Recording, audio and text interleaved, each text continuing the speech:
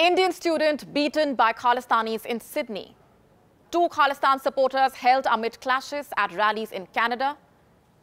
Pro-Khalistan protests outside Indian High Commission in London. Indian Consulate in San Francisco set on fire by Khalistan supporters.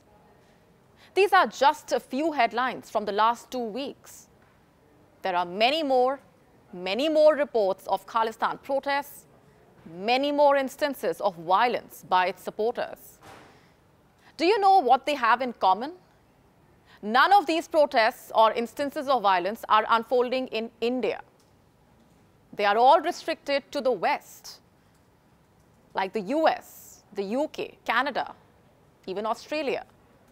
Why? Why only the West? Is it because they want such protests to take place? Do they want anti-India sentiments to stay alive? And if so, why? What do they have to gain from this? These questions are complicated. We'll keep the answers simple. Hello and welcome. This is Gravitas Plus. I am Molly Gambhir.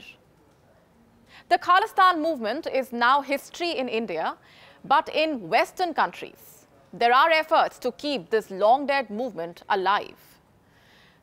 One issue is being used to reignite another. Hashtags have been doing the rounds on Twitter demanding a separate Sikh state. Rallies are being held abroad by Khalistani elements. There are even attacks taking place on members of the Indian community. Look at what happened in Sydney. On Tuesday, an Indian student was reportedly attacked with rods. He said he was struck with the rod on the left side of his face. Why? What was his crime? No one knows. This is not a standalone incident, by the way. On the 4th of July, Khalistanis attempted to burn down the Indian consulate in San Francisco. The incident did not cause any damage inside the diplomatic premises, but this is the second time in just 3 months when the consulate was made a target. Why just consulates? Even Indian diplomats are increasingly under threat. Look at this report. The sudden upsurge in Khalistani activities has increased the vulnerability of Indian diplomats. A lot of them are receiving threats from Khalistani extremists. What's worse, in Canada, some posters used by the Khalistanis carry pictures of Indian diplomats. In one instance, the posters displayed the photographs of the Indian High Commissioner and Consul General in Toronto. The poster called them killers of a Khalistani extremist who recently died. New Delhi is trying its best to ensure their security.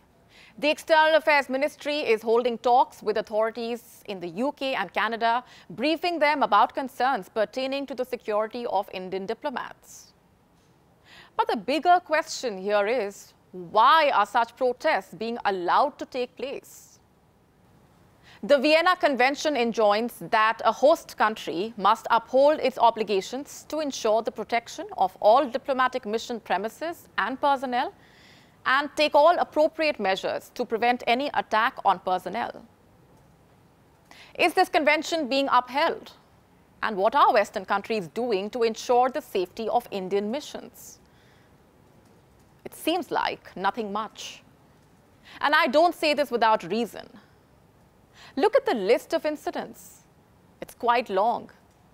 In December 2020, a group of Khalistani separatists desecrated the statue of Mahatma Gandhi outside the Indian embassy in Washington. In January 2021, Khalistani elements vandalized the Indian embassy in Rome ahead of India's Republic Day. In August 2022, miscreants painted Khalistan slogans on the walls of the Indian consulate in San Francisco. On the 21st of February this year, the Indian consulate in Brisbane was attacked. The honorary consul of India there found a Khalistan flag attached to her office. And on the 19th of March, the Indian High Commission in the UK was attacked. The attackers took down the Indian national flag. These were just the major attacks. Besides them, there are a host of instances of Khalistanis trying to create trouble outside Indian missions. And this makes one wonder, if there are vested interests behind such protests and attacks, if Western countries are deliberately trying to keep this movement alive. After all, there are over 6 lakh people of the Sikh community in Canada. Though all of them may not be Khalistan supporters, this is a significant vote bank. There are over 500,000 Sikhs living in the UK.